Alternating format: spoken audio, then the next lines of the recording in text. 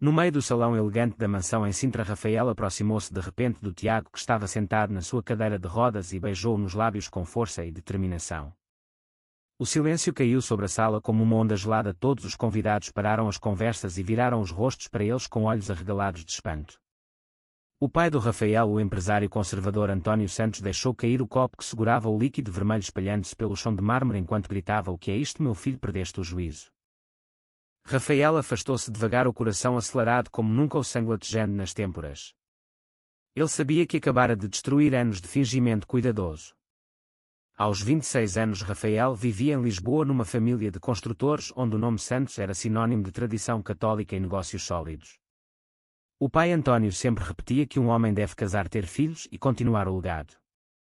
Naquela mesma noite, minutos antes, António anunciara o noivado de Rafael com a filha de um sócio importante para selar um grande contrato de obras públicas. Rafael não aguentara mais a pressão, a mentira constante de sorrir para Ana como se fosse o futuro dele, ver Tiago ali, o herdeiro da Mendes Vinhos, um homem de 30 anos paralisado da cintura para baixo após um acidente de carro, mas com uma presença que enchia o espaço, fez algo estalar dentro dele. O beijo não foi planeado, foi um grito silencioso contra tudo o que o sufocava. Os flashes dos telemóveis iluminavam o salão como relâmpagos. As senhoras sussurravam atrás dos leques, os homens trocavam olhares de reprovação. A mãe de Rafael, Maria, uma mulher elegante mas frágil de saúde, cobria a boca com a mão trêmula, os olhos cheios de lágrimas. Tiago não se mexeu na cadeira de rodas, o rosto sereno, os olhos castanhos fixos em Rafael como se analisasse cada segundo da cena. Não havia raiva nele, apenas uma curiosidade profunda que desestabilizava mais do que qualquer grito. Rafael sentiu o estômago apertar. O que tinha feito não era só contra o pai, era contra um homem inocente que não merecia ser usado como arma numa guerra familiar. António agarrou o braço de Rafael com força, puxando-o para fora do salão. Fora da vista dos convidados, o pai explodiu em fúria baixa mas cortante. "Tu queres destruir esta família, é isso? Depois de tudo o que fizemos por ti." Rafael tentou explicar, mas as palavras saíam entrecortadas. "Pai, eu não aguento mais esta farsa." O António riu amargo. "Farsa? Tu achas que a vida é um palco onde podes beijar quem queres na frente de toda a Lisboa alta? Amanhã isto vai estar em todos os jornais e sites. O nosso contrato com os Mendes está em risco. Tu vais pedir desculpa publicamente ou podes esquecer a herança e o apoio para a operação da tua mãe." Rafael saiu da mansão sem olhar para trás. O ar fresco da noite de Sintra não acalmava o turbilhão na sua cabeça. Dirigiu-se para Lisboa em alta velocidade, o carro alugado cortando as curvas da serra. Em casa, no apartamento pequeno no bairro Alto que mantinha como refúgio secreto, ele sentou-se no sofá e enterrou o rosto nas mãos. O beijo fora um ato de rebeldia, mas agora via o preço. A família ia cortar o apoio financeiro, a mãe precisava de tratamentos caros para o coração. Os amigos conservadores iam virar-lhe as costas. E Tiago, o homem na cadeira de rodas, provavelmente o via como um idiota impulsivo. Rafael não dormiu aquela noite, os pensamentos rodando em círculos. Tinha usado Tiago para provocar e agora sentia uma culpa pesada como chumbo. Na manhã seguinte, os jornais online explodiam com a notícia. Fotos granuladas do beijo circulavam nas redes sociais com legendas chocantes. O herdeiro dos Santos beija o paralítico Mendes em gala de caridade. Rafael leu os comentários cheios de preconceito, alguns homofóbicos, outros piedosos. O telefone tocou, era o pai. "Não voltes para casa enquanto não resolveres isto." Rafael desligou, o coração apertado. Precisava de pedir desculpa a Tiago, pelo menos isso era o mínimo. Procurou o número da Mendes Vinhos e marcou uma reunião. Quando o assistente confirmou que Tiago o receberia à tarde no escritório em Belém, Rafael sentiu um misto de alívio e terror. O que diria a um homem que ele beijara apenas para ferir o próprio pai? O táxi parou em frente ao edifício moderno com vista para o Tejo. Rafael subiu as escadas devagar, as pernas pesadas. A recepcionista indicou a sala de reuniões. Lá estava Tiago na cadeira de rodas, impecavelmente vestido, camisa branca e gravata azul, os cabelos escuros bem penteados. Ao lado dele, uma assistente discreta. Rafael entrou e fechou a porta atrás de si. "Sr. Mendes, eu vim pedir desculpa pelo que aconteceu ontem. Foi um erro imperdoável, eu estava sob pressão e usei o senhor como forma de rebelião contra a minha família." Tiago olhou fixamente sem piscar. "Senta-te, Rafael." A voz era calma, profunda, sem vestígio de rancor. Rafael obedeceu, o corpo tenso. Tiago continuou. Eu sei que foi provocação. Vi o teu pai anunciar o noivado e vi o teu rosto antes do beijo. Mas o que me interessa é porque escolheste-me a mim. A conversa estendeu-se por mais de 1 hora. Tiago falou do acidente que o deixou paralisado 4 anos antes, uma noite de chuva na autoestrada para o Porto. Falou de como aprendeu a viver de novo, a gerir a empresa do pai doente e a enfrentar olhares de pena ou repulsa. Rafael ouvia fascinado pela força tranquila daquele homem. Quando saiu do escritório, o sol já descia sobre o rio. Não era só um pedido de desculpa. Algo mudara. Rafael sentia que Tiago não o via como vítima ou vilão, mas como um homem em conflito. O preço do beijo começava a revelar-se não só em escândalo, mas em questionamentos profundos que Rafael nunca quisera enfrentar. Caminhando pelas ruas de Belém, ele pensou que talvez aquele impulso tivesse aberto uma porta que não podia mais fechar. Rafael chegou à casa dos pais em Lapa no dia seguinte com o peito apertado. A mãe Maria esperava-o na sala com os olhos inchados de chorar. O pai António estava de pé junto à janela, o rosto duro como pedra. Filho, o que fizeste vai custar-nos caro. O contrato com os Mendes quase caiu por causa do teu espetáculo. Rafael tentou defender-se, mas António interrompeu-o. Tu vais desmentir tudo em público. Dizes que foi uma brincadeira de mau gosto ou que estavas bêbado. Caso contrário, esquece o teu lugar na empresa e o dinheiro para os tratamentos da tua mãe. Maria baixou a cabeça envergonhada, mas não contradisse o marido. Rafael sentiu a raiva subir misturada com culpa. Mãe, tu estás bem? Ela a sentiu fraca.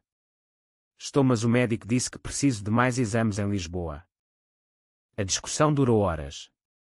Rafael saiu de lá com as palavras do pai: e quando? És uma desonra para o nome Santos. Ele caminhou sem destino pelas ruas estreitas até ao Chiado, onde o cheirava a pastel de nata e café. O telefone tocou, um número desconhecido. Era Tiago.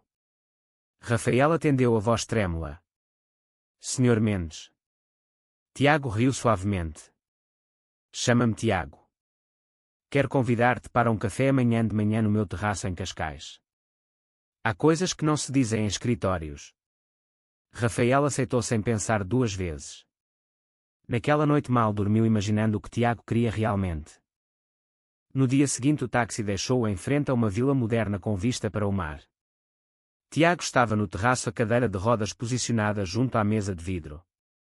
O sol brilhava no cabelo dele e no mar ao fundo. Rafael sentou-se nervoso. Tiago serviu o café com as mãos firmes. Eu não estou zangado, Rafael. Na verdade, o teu beijo foi o mais honesto que vi naquela noite cheia de hipocrisia. As pessoas sorriam para mim como se eu fosse um santo paralisado, mas por dentro sentem pena ou desconforto. Tu foste diferente. Rafael corou. Eu usei-te. Tiago abanou a cabeça. Talvez, mas isso mostra que estás vivo.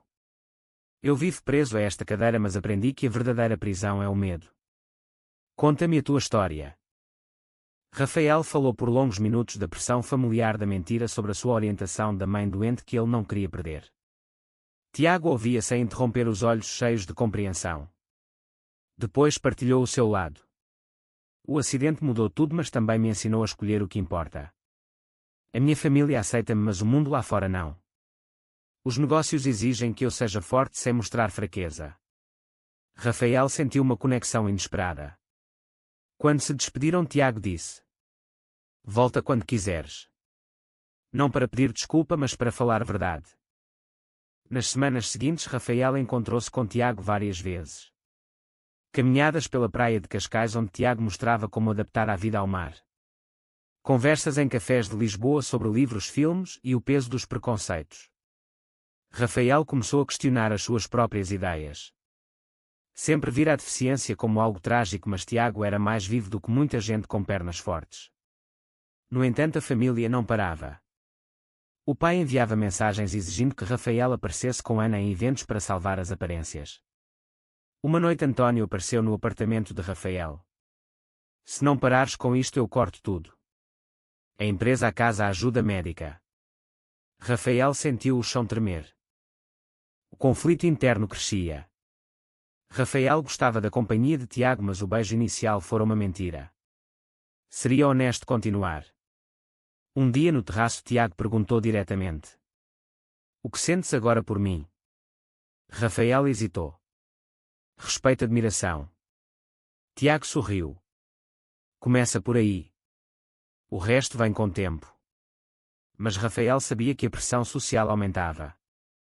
Amigos de infância enviavam mensagens de reprovação. A mãe ligava chorando. Ele estava a pagar o preço do impulso e o ensino de Tiago começava a doer tanto quanto curava. Os meses passaram e a relação entre Rafael e Tiago aprofundou-se de forma lenta mas inevitável. Eles passeavam pelas ruas de Alfama, Tiago na cadeira adaptada, Rafael ao lado contando histórias da cidade. Tiago falava da sua infância no dor das vindimas familiares e como o acidente o obrigara a crescer rápido. Rafael abria-se sobre os medos de perder a mãe e de nunca ser aceito. Um dia em Belém junto ao mosteiro Tiago disse: "A sociedade julga-nos pelos rótulos gay paralisado rebelde. Mas nós decidimos quem somos." Rafael sentiu o coração acelerar pela primeira vez, não era só amizade. Porém a família intensificava a pressão. António marcou uma reunião de negócios fingida e obrigou Rafael a levar Ana. Durante o jantar António anunciou que o noivado estava de volta. Rafael engoliu em seco mas não protestou na frente dos sócios. Depois Tiago ligou. "Vi as fotos na imprensa." Rafael explicou a situação, o dever filial, a saúde da mãe. Tiago não julgou mas disse: "Escolhe com cuidado o preço que pagas." Rafael começou a duvidar. Era justo usar Tiago como apoio emocional enquanto fingia para a família. Um fim de semana em Cascais Tiago levou a um evento de caridade para pessoas com deficiência. Lá Rafael viu como Tiago era respeitado não por pena mas por competência.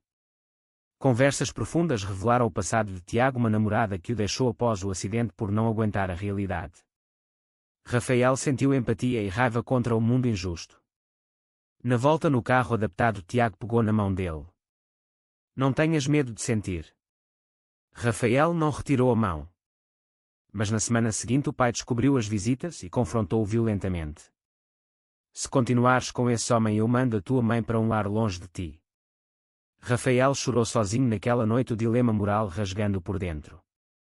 O auge veio quando um jornal publicou uma matéria sugerindo que Rafael explorava Tiago para ganhar simpatia pública. Embora falso, a família usou isso para pressionar mais. Rafael marcou um encontro urgente com Tiago. No terraço ele confessou as ameaças. Tiago ouviu calmo, depois disse: "Eu não quero ser o teu segredo, Rafael. Ou somos honestos ou paramos." Rafael prometeu pensar. A tensão subia como uma maré alta. Ele via o preço que Tiago pagava com olhares piedosos na rua e comentários online. O seu próprio crescimento era lento mas real, começava a entender que a provocação inicial fora o catalisador para uma lição maior sobre a autenticidade. A traição veio do lugar mais inesperado. O melhor amigo de Rafael desde a infância, Pedro, um colega de negócios, descobriu as mensagens trocadas e vendeu-as a um tabloide por dinheiro. A manchete explodiu. O beijo foi planeado para provocar o pai, agora Rafael usa o herdeiro paralisado como terapia. Tiago leu a notícia no escritório, o rosto impassível mas os olhos magoados quando Rafael chegou. "Por que não me contaste que tinhas dúvidas tão grandes?" Rafael gaguejou explicações, o medo, a pressão. Tiago levantou a voz pela primeira vez. "Eu abri-me contigo, mostrei a minha vida inteira e tu ainda hesitas por causa do dinheiro da família." O confronto foi duro. Rafael acusou Tiago de não entender a realidade de ter uma mãe doente. Tiago respondeu que a verdadeira força era escolher o amor próprio acima do medo. Rafael saiu batendo a porta, o peito em chamas. Dias de silêncio seguiram-se.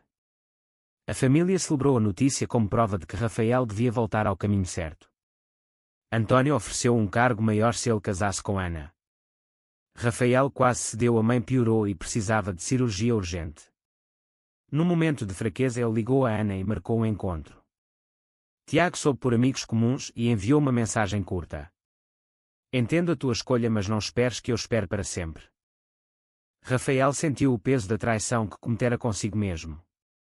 Encontrou-se com Tiago numa praça em Lisboa para explicar. As lágrimas caíam enquanto admitia o erro.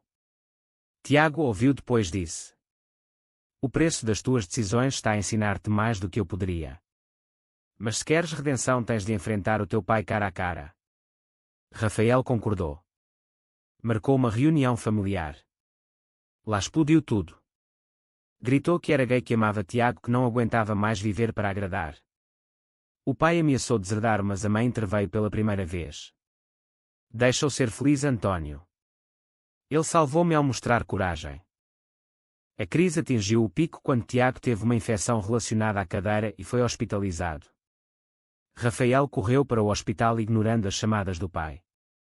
Ao lado da cama de Tiago, ele segurou a mão dele. Desculpa por tudo. Tiago sorriu fraco. A lição não é o beijo inicial, é o que fazes agora. Rafael passou a noite ali, o coração finalmente claro.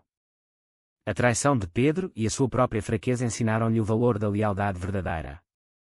Rafael tomou a decisão mais difícil da vida. Renunciou ao cargo na empresa familiar e usou as poupanças para pagar a cirurgia da mãe. Mudou-se para um apartamento simples perto de Cascais para estar perto de Tiago durante a recuperação. O pai cortou todos os laços, mas a mãe visitava em segredo, orgulhosa do filho. Tiago recuperou e os dois começaram a construir algo real. Passeios longos, conversas até de madrugada, mãos dadas em silêncio. Rafael aprendeu a ver além dos preconceitos, a valorizar a força de Tiago e a sua própria. Numa tarde de outono em Alfama, Rafael parou Tiago na cadeira junto a um miradouro. Olhou nos olhos dele e disse: "O beijo foi para provocar, mas o que sinto agora é verdadeiro." Tiago sorriu, puxando-o para perto. "Eu sabia desde o primeiro dia que ias aprender." O abraço foi longo, o sol poente pintando Lisboa de ouro. A sociedade ainda sussurrava, mas eles já não se importavam. Rafael pagara o preço: perda de herança, amigos, julgamentos, mas ganhara liberdade e amor autêntico. Tiago ensinara-lhe que as escolhas erradas podem levar às lições certas. Meses depois, numa pequena cerimónia privada, os dois celebraram o compromisso rodeados de amigos verdadeiros e a mãe de Rafael. A vida continuou com desafios, mas agora com verdade. Rafael olhava para Tiago e via não um herdeiro na cadeira, mas o homem que o salvara de si mesmo. Será que um ato impulsivo de provocação pode transformar-se em amor verdadeiro, ou os erros iniciais condenam sempre as relações a serem construídas sobre areia? Verdadeiro ou falso?